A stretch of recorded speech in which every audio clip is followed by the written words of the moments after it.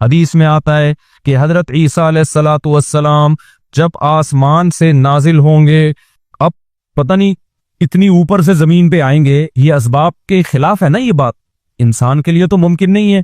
जब आप जमीन के खौल से बाहर जाते हैं ऑक्सीजन ही खत्म हो जाती है, जिंदा रहना मुमकिन नहीं है। लेकिन ईसा अलैहिस्सलाम को अल्लाह ने अपनी कुदरत से जिंदा रखा हुआ है। जब कुर्ब क़यामत में दिमिश्क में ईसा अलैहिस्सलाम आएंगे तो हदीस में आता है कि इमाम महदी शाम में नमाज के लिए खड़े हुए होंगे, असर की नमाज के लिए। मुसल्ले पे मीनार है, उस पे कौन नाजिल होगा? हजरत ईसा अलैहिस्सलाम। तो मीनार से फिर सीढ़ियां लगाई जाएंगी हजरत ईसा के उतरने के लिए।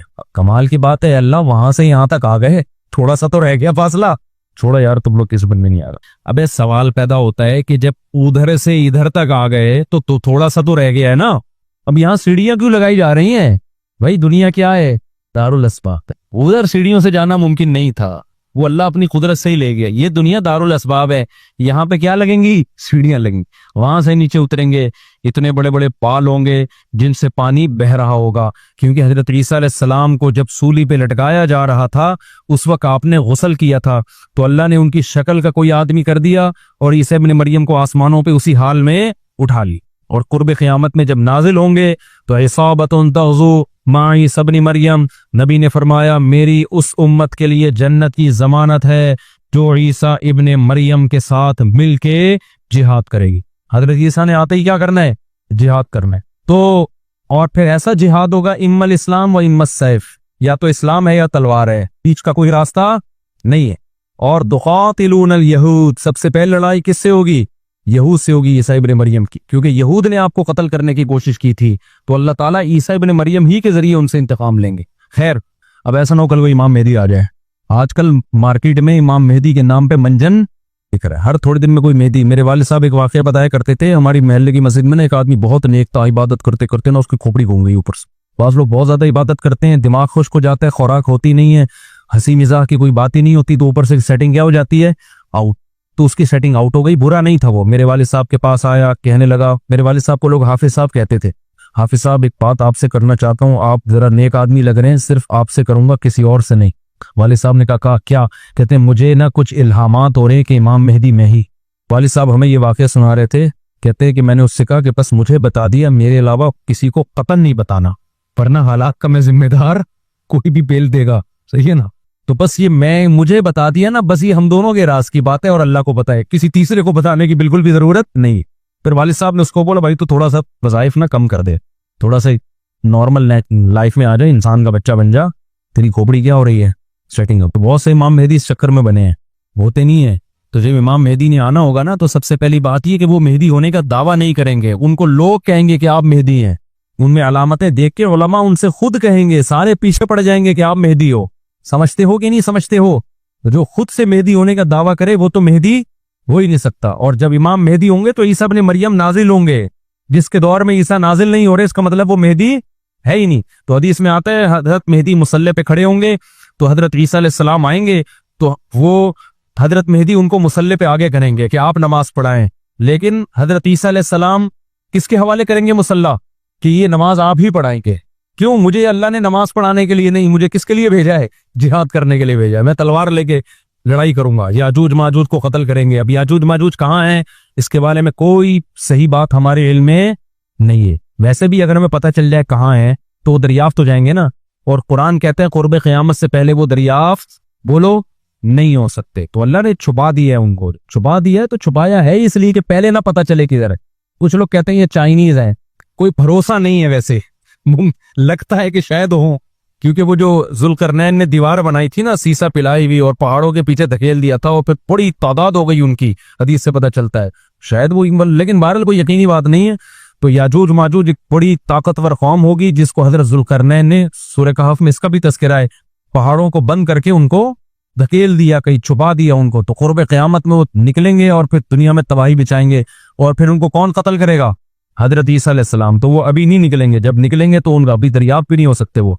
बाकी वो कुछ कहते हैं मरीख में है, कुछ कहते हैं कहाँ है, हमें नहीं पता कहाँ है। बहरहाल बज़ाहिर तो लगता है जमीन में ही है, क्योंकि जुल्करनैन जो गए थे मशरिक और मगरिब शुमाल जुनूब का उन्होंने सफर किया, इसी जमीन में किया था सफर। तो वल्लाहु आलम। हमें बस इजमाली तौर पर इन चीजों पे ईमान लाना जरूरी है, इनकी डिटेल हमें बताई नहीं गई है, तो हमें डिटेल में जाने की इजाजत नहीं है। बाकी क़ियास आराइयां होती हैं, सही भी हो सकती हैं, गलत भी हो सकती हैं। अच्छा, तो मैं ये अर्ज कर रहा था कि 309 साल वो सोए हैं। वनुक़ल्लिबुहुम ज़ातल यमीनी व ज़ातश शिमाल, अल्लाह कहते हैं हम उनको पलटते थे। अब इधर को करवट लेके सोचो, अब इधर। वकज़ालिका बअसनाहुम, 309 साल के बाद उनको अल्लाह ने जगाया। पूरी हुकूमत बदल गई, पूरी हुकूमत का तख्ता पलट गया। अब जब 309 साल के बाद उठे हैं तो पेट कमर से चिपका हुआ है, ठीक है ना, भूख लग रही है टाइट वाली। तो क्या कहते हैं, कम लबिस्तुम, पहले आपस में कहने लगे हम कितना सोए हैं, हम कितना सोए।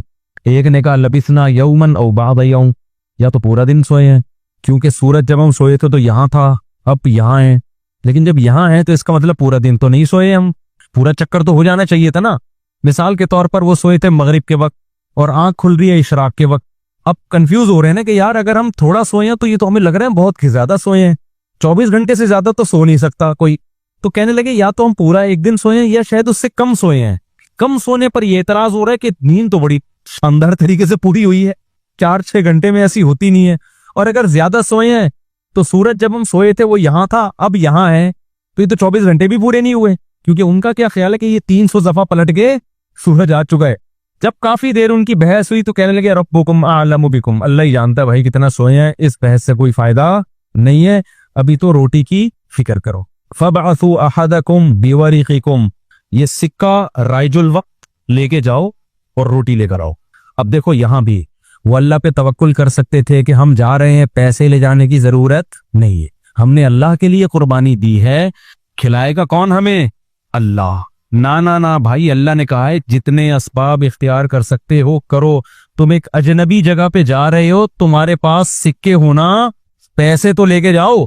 अरबों में ना जब जमाने जाहिलियत में हज होता था तो दूर दूर से जो अरब कबीले बैतुल्ला आते थे पैसे नहीं लेके आते थे साथ में, कहते थे कि हम अल्लाह के घर की जियारत के लिए जा रहे हैं तो खिलाएगा कौन हमें, अल्लाह, हम पैसे नहीं लेके जाएंगे। ये तो तवक्कुल के खिलाफ है यार। अल्लाह के मेहमान वो मिसाल ऐसे देते थे जैसे आप अपनी नानी के जा रहे हो और अपनी खाना साथ लेके जा रहे हो, तो नानी को गुस्सा आएगा ना, बेटा मैंने तेरी दावत की है तो खिलाऊंगी कौन, मैं खिलाऊंगी तुझे, तू अपने साथ खाना क्यों लेकर आया है। तो कहते थे जब हम किसी के मेहमान होते हैं तो खाना साथ नहीं लेके जाते, मेजबान का काम है, तो हम अल्लाह के घर पे जा रहे हैं, हम पैसे लेके नहीं जाएंगे, अल्लाह पे तवक्कुल करेंगे। जब पैसे खत्म होते ना तो भीख मांग रहे, तो भाई को अल्लाह के नाम पे कुछ खाना दे दे यार, कोई तो रोटी दे दे। जब पैसे खत्म होते तो क्या करते यार, कहीं से जुगाड़, फिर चोरियां चुकारियां शुरू कर देते।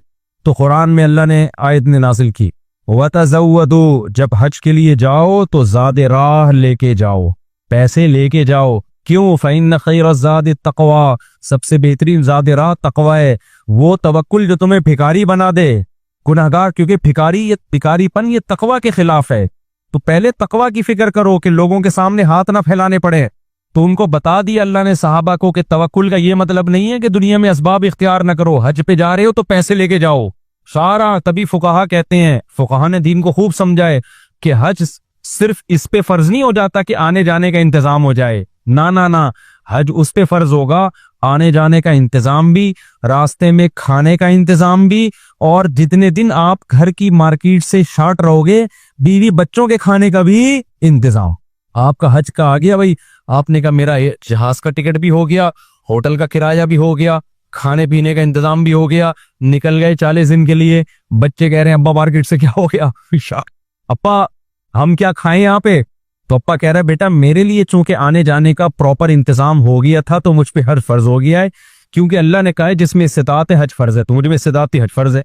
तो बच्चे कहेंगे हमारा क्या कसूर है। इसलिए उलमा ने बयान किया कि इस्तिताअत में ये भी दाखिल है कि आपका भी और जिनकी आप कफालत कर रहे हो, जो आपकी शरम जिम्मेदारी है, उनका भी इंतजाम हो।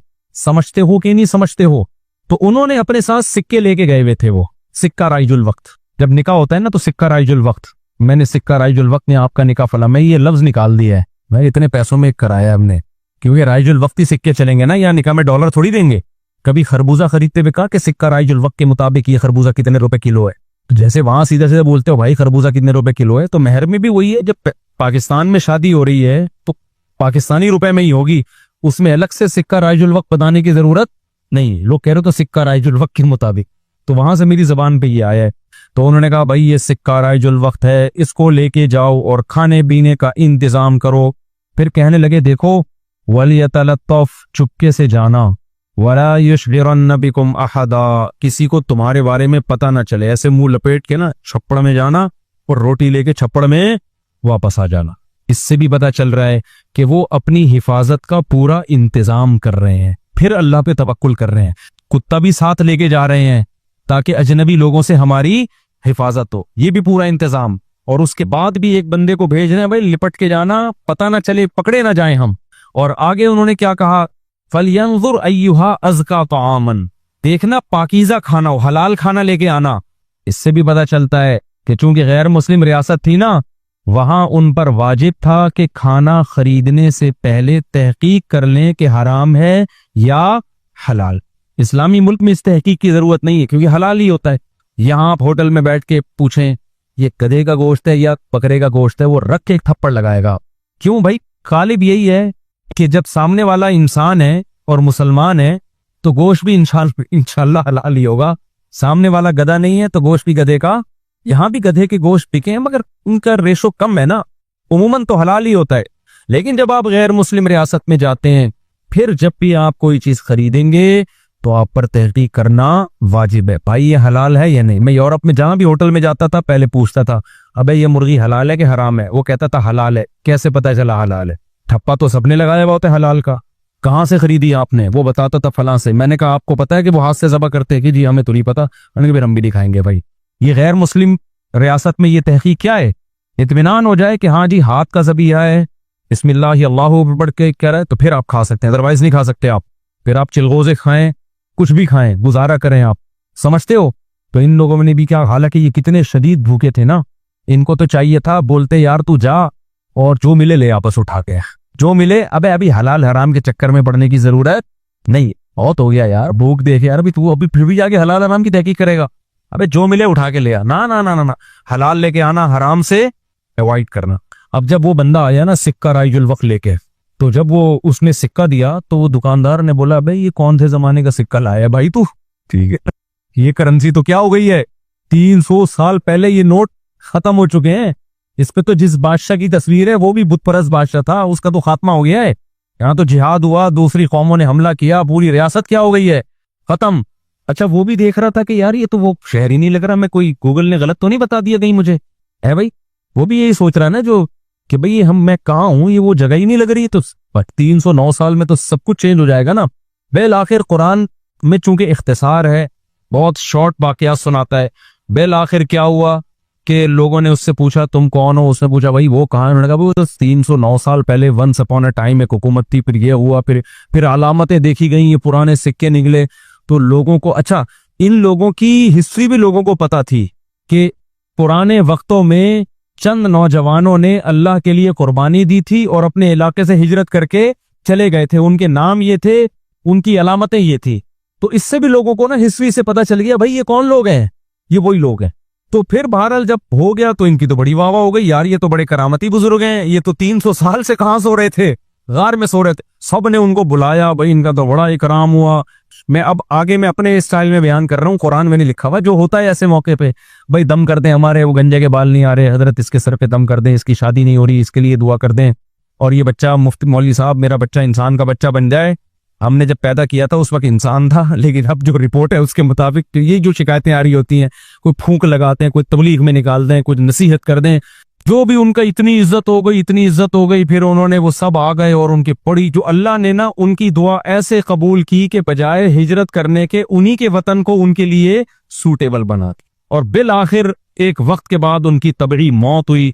तो अब लोगों में झगड़ा हो गया, भाई इनकी मौत वाक़ हो गई है, तो ये चूंकि एक बड़ा तारीखी वाक़या हुआ है, तारीखी वाक़या हुआ है ना, इस वाक़े को महफूज रखा। हिस्ट्री तो हर एक चाहता है ना महफूज हो, और वो हिस्ट्री जिसमें कोई सबक हो।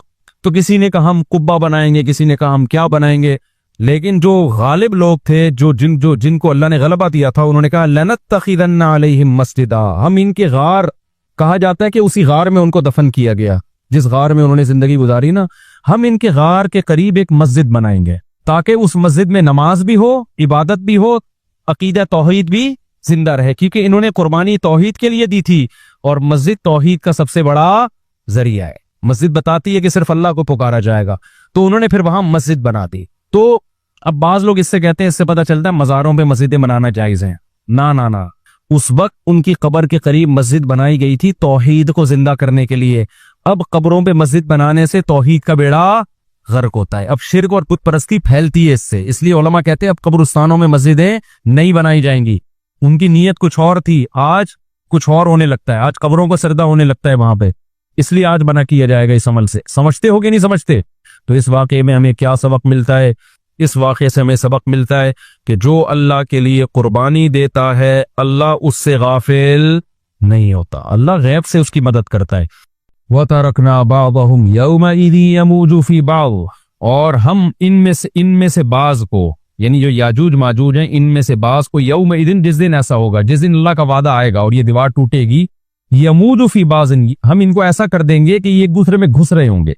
ये मजमून अहादीस में आया है। देखें कुरान में और अहादीस सहीहा में जो याजूज माजूज और इस दीवार का हमें मिलता है ना, मैं सिर्फ उसको आपके सामने बयान करूंगा, बाकी इस बारे में डिटेल में आप जाएंगे तो बहुत कुछ आपको इंटरनेट पे भी मिल जाएगा, मुफस्सिरीन की किताबों में भी मिल जाएगा, और लोगों की अपनी अपनी तहकीकात हैं, अपने अपने तबसरे हैं। ना मैं उन तबसरों को सही कह रहा हूँ ना गलत कह रहा हूँ, किताबें भरी हुई हैं, वो आप जाएं पढ़ें उसको।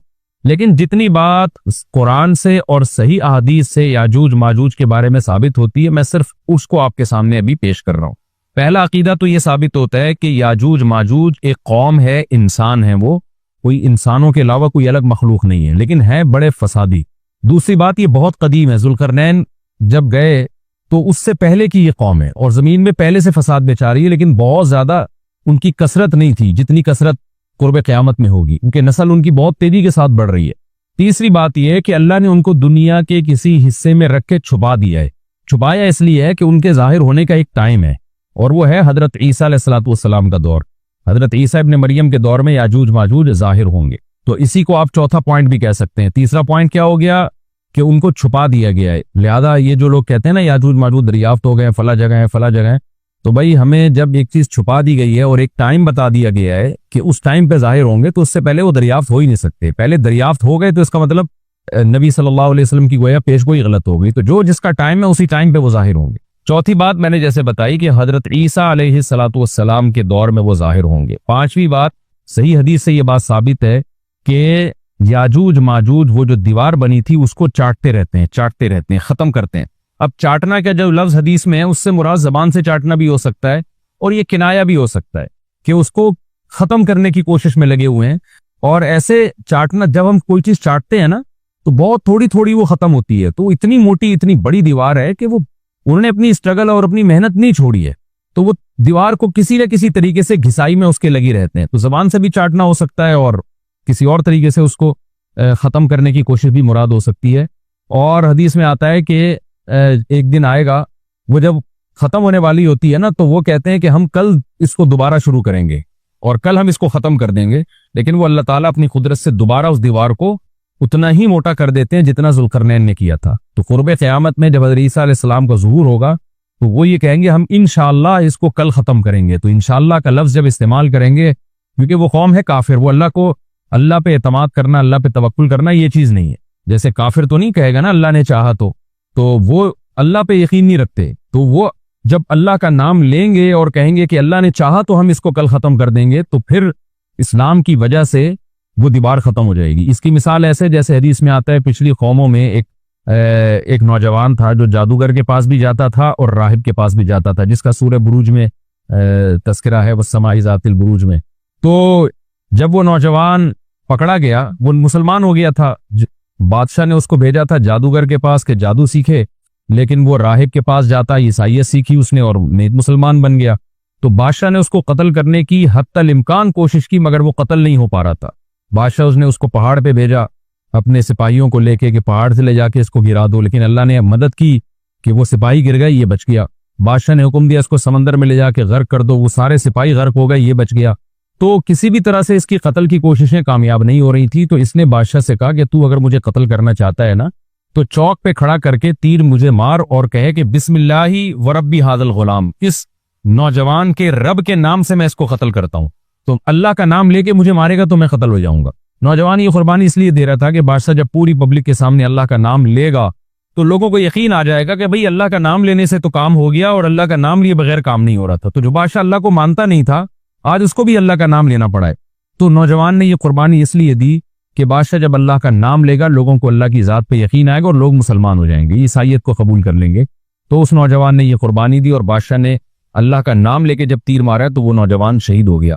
और लेकिन पूरा मुल्क मुसलमान हो गया, ईसाइयत कबूल कर ली।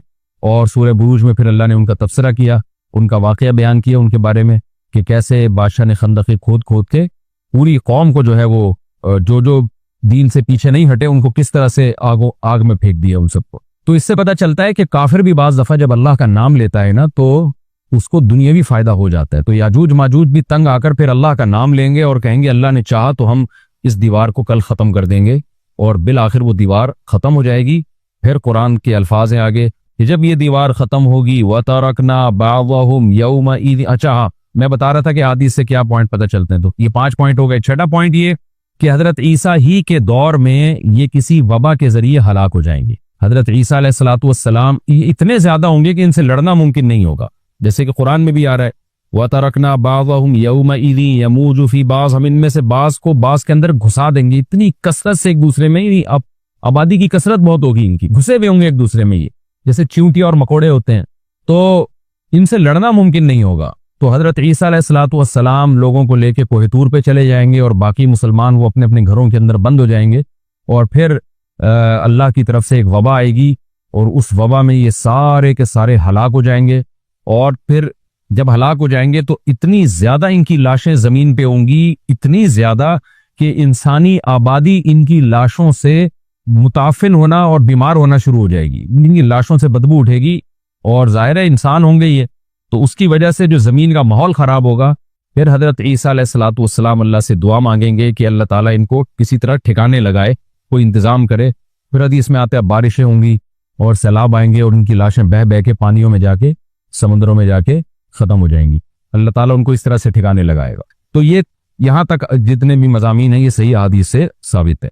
तो कुरान कहता है व तरकना बाज़हुम यौमइज़ यमूजु फी बाज़, हम इनमें से बाज को बाज में छोड़ देंगे, बहुत कसरत होगी। व नुफ़िख़ फ़िस्सूर, और फिर सूर फूका जाएगा। कुरान में तो ये कि सूर फूका जाएगा ऐसे लग रहा है जैसे फौरन फूका जाएगा, मगर अहादीस में तफसीर है कि फौरन नहीं फूका जाएगा। याजूज माजूज क़यामत की निशानियों में से एक बहुत बड़ी निशानी होगी, यानी इस बात की अलामत होगी कि अब क़यामत बहुत करीब है। तो हजरत ईसा इब्न मरियम अलैहिस्सलाम जब नाजिल होंगे, मैं थोड़ी सी तरतीब बयान कर देता हूँ कि जो आज क्योंकि बात याजूज माजूज की चल रही है तो उससे मुंसलिक जो वाक़यात हैं जो उस दौर में होंगे वो भी मैं इसी लेक्चर के ज़िमन में बयान कर देता हूँ।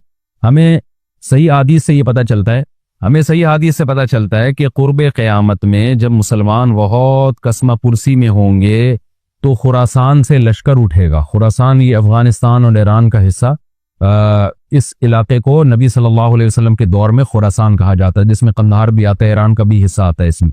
तो यहाँ से लश्कर उठेगा, मुजाहिदीन लड़ेंगे बहुत बड़ी तादाद में, दुनिया में जिहाद होगा, मुसलमान जुल्म की चक्की में पिस के तंग आ चुके होंगे और लड़ते लड़ते हदीस में आता है इतनी बड़ी बड़ी लड़ाइयाँ होंगी कि 1/3 मुसलमान शहीद हो जाएंगे उसमें, 1/3 मुजाहिदीन जो लड़ने वाले होंगे, और 1/3 जो होंगे वो मैदान जंग से भाग जाएंगे और 1/3 को अल्लाह फतह अता फरमाएगा। तो जो 1/3 मैदान जंग से भाग जाएंगे, नबी सल्लल्लाहु अलैहि वसल्लम ने फरमाया उनकी तौबा कभी कबूल नहीं होगी। जो 1/3 शहीद हो जाएंगे वो अफजल तरीन शुहदा होंगे उस वक्त के, और 1/3 को अल्लाह ताला गलबा अता फरमाएंगे। एक वाकया तो हमें क़ुर्ब क़यामत में नबी सल्लल्लाहु अलैहि वसल्लम से ये मिलता है सही हदीस से। दूसरा हमें ये मिलता है कि क़ुर्ब क़यामत ही में मुसलमान कसम पुरसी का शिकार होंगे, तो तलाश करेंगे हजरत महदी को, क्योंकि हजरत महदी वो शख्सियत हैं जिन पे तमाम नेक लोग जमा हो जाएंगे और वो मुसलमानों की मैदान जंग में कमांड करेंगे, जिहाद में कमांड करेंगे। तो उनको बैतुल्लाह में तलाश किया जाएगा। वो रसूलुल्लाह सल्लल्लाहु अलैहि वसल्लम की औलाद में होंगे और लोग उनको पहचान लेंगे, अहलुल्लाह पहचान कर उनको अपना अमीर बनाएंगे और उनकी क़यादत में फिर लड़ाई और जिहाद शुरू होगा। और ये लड़ाई जब दिमिश्क में लड़ाई हो रही होगी तो दिमिश्क में असर की नमाज के वक्त हजरत महदी, मैंने जो ये कहा कि दिमिश्क में लड़ाई हो रही होगी, मकसद ये नहीं है कि दिमिश्क कोई मैदान जंग बना हुआ होगा, मकसद ये है कि वो मुजाहिदीन का लश्कर दिमिश्क में होगा असर की नमाज के वक्त। लड़ाई चाहे किसी और मैदान में हो रही हो, लेकिन हदीस में हमें दिमिश्क का तस्करा मिलता है। तो दिमिश्क में हजरत शाम का तस्करा मिलता है और जो क़राइन हमें मिलते हैं वो